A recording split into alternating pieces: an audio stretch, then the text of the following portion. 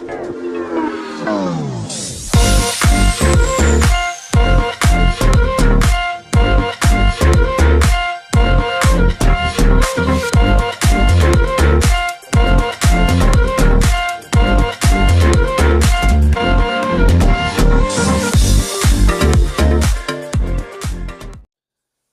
semua, salam sejahtera Malaysia, tuan-tuan dan puan-puan. Seperti yang hangat diperkatakan di media pada hari ini, pada kebelakangan, 2 hari kebelakangan ini, yang berkait dengan surat ROS yang telah meluluskan usul bahwa 2 kerusi tertinggi UMNO tidak dipertandingkan. Akhirnya, saudara-saudara, Ismail Sabri Yaakob telah membuat kenyataan, tampil dengan kenyataan meminta presidennya sendiri, Presiden UMNO Ahmad Zahid Hamidi, untuk mendedahkan surat ataupun surat ROS itu kepada seluruh UMNO supaya semua dapat lihat. Dan akhirnya setelah saya membuat ulasan tersebut, di dalam video yang sebelum ini, Anda boleh lihat di channel saya, banyak komen yang berkata, bila saya buat spekulasi bahwa mungkinkah Ismail Sabri akan dipecat setelah menekan Presiden UMNO, setelah menekan Zahid Hamidi, berkaitan dengan pendedahan surat daripada ROS yang menunjukkan usul diluluskan bahwa 2 jawatan ataupun 2 kerusi tertinggi UMNO tidak dipertandingkan. Setelah kita dapat melihat Ismail Sabri yang meminta presidennya sendiri untuk membuat pendedahan berkaitan dengan surat daripada ROS itu, akhirnya satu kejutan lagi berlaku yang mengaitkan nama Ismail Sabri Yaakob juga. Tapi ini sebenarnya tidak ada kaitan pun dengan surat ROS. Cuma saya nak sampaikan kepada kamu apa yang berlaku berkenaan dengan kes saman Ismail Sabri. Bicara kes saman Ismail Sabri terhadap Lokman Adam tahun depan. Artikel ini yang diterbitkan pada 6 Mac 2023. Mahkamah Tinggi di Kuala Lumpur menetapkan 3 hari bermula 29 Januari tahun depan untuk perbicaraan kes saman bekas Perdana Menteri Datuk Seri Ismail Sabri Yaakob terhadap bekas AMT ataupun ahli Majlis Tertinggi UMNO Datuk Lokman Nor Adam.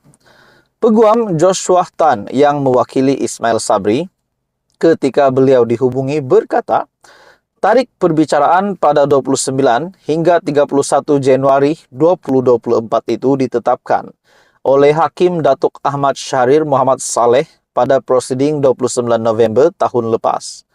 Dan ini adalah keputusan Mahkamah Tinggi Kuala Lumpur yang bagi saya pasti mengejutkan Ismail Sabri dan juga Datuk Lokman Nor Adam. Mengenai pengurusan kes di hadapan hakim sama, hari ini Joshua juga berkata, Mahkamah mengarahkan kedua-dua pihak untuk memfailkan dokumen berkaitan perbicaraan kes saman itu, termasuklah senarai saksi pada 20 Mac ini. Mahkamah juga menetapkan pengurusan kes selanjutnya pada 21 Mac. Jadi rupanya saudara-saudara, memang nama Ismail Sabri Yaakob rupanya memang terlibat dalam mahkamah. Namun, bukan sebagai yang didakwa ataupun dituduh, tetapi beliau adalah sebagai yang kes saman, bicara tentang kes saman Ismail Sabri terhadap Lokman Adam yang diadakan pada tahun depan. Jadi saudara-saudara, apa komen Anda berkaitan dengan berita ini, di mana keputusan Mahkamah Tinggi KL yang menetapkan 3 hari bermula 29 Januari tahun depan untuk perbicaraan kes saman bekas Perdana Menteri Datuk Seri Ismail Sabri Yaakob terhadap bekas ahli Majlis Tertinggi UMNO Datuk Lokman Nor Adam. Teruskan bersama di dalam channel ini untuk perkembangan yang seterusnya. Halo semua, salam sejahtera Malaysia, tuan-tuan dan puan-puan. Setelah kita mendengar banyak isu tentang ceramah, tentang kuliah, khutbah yang dibatalkan di beberapa negeri, dan yang saya tak silap di Selangor dan Terengganu. Akhirnya, satu kenyataan daripada Jabatan Agama Islam ataupun JAIS, Jabatan Agama Islam Selangor. Ini satu kejutan yang besar, di mana kenyataan Jabatan Agama Islam Selangor ini sudah pasti mengejutkan ramai. Sebelum ini juga di Selangor, di mana UAI ataupun Ustaz Azhar Idrus yang tidak dibenarkan untuk mengadakan ceramah di Selangor disebabkan beliau tidak bertauliah, dan pada akhirnya ini banyak mengejutkan ramai orang.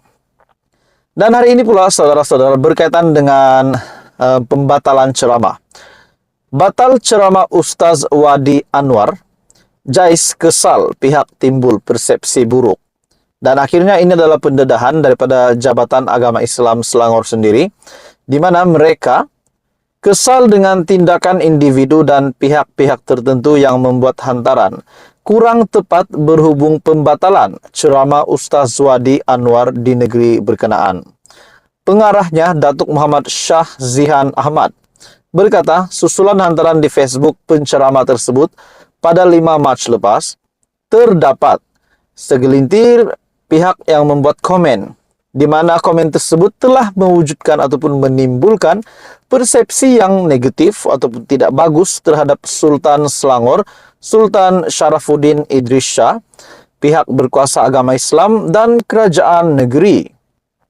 Jabatan Agama Islam Selangor ingin menegaskan penasihat yang diberikan kepada pihak penganjur bagi sesi ceramah Ustaz Wadi Anwar adalah selaras dengan ketetapan Seksyen 118 Enakmen Pentadbiran Agama Islam Negeri Selangor 2003 Pindaan 2016.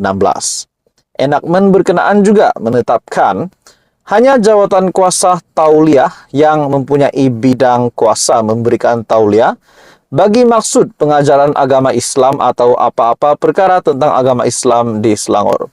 Jadi saudara-saudara, bila saya membaca artikel ini, meneliti artikel ini, seperti apa yang berlaku, keputusan ataupun situasi yang berlaku sama yang dihadapi oleh Ustaz Azhar Idrus di Selangor, di mana beliau terpaksa dibatalkan untuk mengadakan sebarang ceramah di negeri tersebut, disebabkan beliau tidak bertauliah untuk membuat ceramah di negeri tersebut. Disebabkan ini, bukan kita cakap bahwa Ustaz Azhar Idrus adalah individu yang tidak baik, bukan. Namun ini adalah ketetapan di mana bahwa tidak dibenarkan ceramah terkini, situasi terkini di mana pembatalan ceramah untuk Ustaz Wadi Anwar. Akhirnya Jabatan Agama Islam Selangor membuat kenyataan bahwa perkara ini sepatutnya tidak boleh menimbulkan persepsi yang negatif daripada netizen, di mana JAIS kesal pihak timbul persepsi buruk. Jabatan Agama Islam Selangor kesal dengan tindakan beberapa individu dan pihak tertentu yang membuat hantaran kurang tepat. Jadi bagi saya terdapat segelintir pihak membuat komen yang mewujudkan persepsi tidak baik terhadap Sultan Selangor, Sultan Sharafuddin Idris Shah. Jadi ini satu perkara yang mengejutkan tuan-tuan dan bapak semua. Jadi maksudnya selepas ini netizen ataupun pengamal media perlu berhati-hati memberikan komen, perlu berhati-hati untuk menyampaikan hantaran yang kurang tepat. Takut nanti memberikan persepsi yang tidak baik pula. Jadi saudara-saudara, apa komen Anda? Teruskan bersama di dalam channel ini untuk perkembangan politik yang seterusnya.